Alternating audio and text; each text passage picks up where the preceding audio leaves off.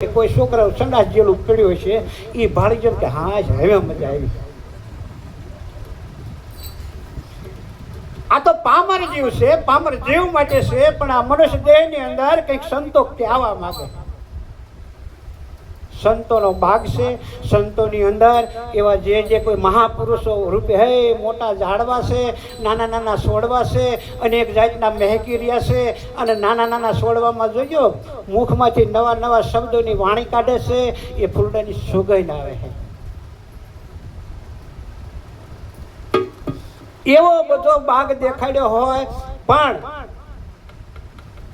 આવા કોઈક મહાપુરુષને, આવા કોઈક સંબંધીને જરાક એવું થયું હોય કે આ મારો ભાઈબંધ છે અને આને જો હું ગુરુ મહારાજમાં લઈ જાઉં, કંઈક સત્સંગ સાંભળે તો સારું. પણ ઓલું પ્યાલાનું હોય ને પકડીને આવ્યો હોય,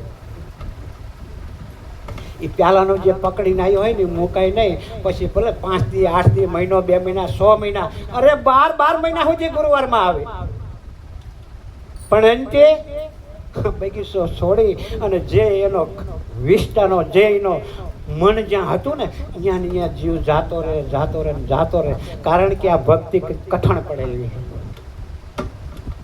આ ભક્તિ કઠણ પડે એવી છે. કેમ કે આની અંદર કઈ નક્કી ન કર્યું હોય. એટલે શ્રાવણ મહિનો હતો અને શ્રાવણ મહિનામાં જોજો વાર તહેવાર ઘણા આવે. દેવ દર્શને નાળિયેર વધેરવાના વધારે આવે.